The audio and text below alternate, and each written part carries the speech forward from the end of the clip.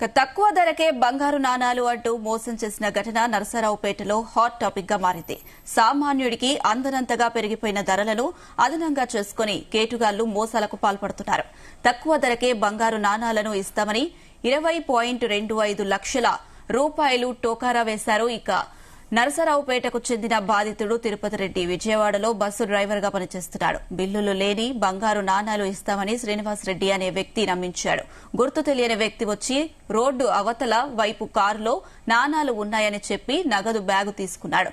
అవతలి వైపు వెళ్లి తిరుపతి రెడ్డి కారు ఎక్కేలోపు శ్రీనివాసరెడ్డి ఒక్కసారిగా కారులో ఉడాయించాడు. ఈ మోసమంతా పెనుమలూరు శివారు గంగూరు డిమార్ట్ వద్ద జరగడం సంచలనం రేపుతుంది.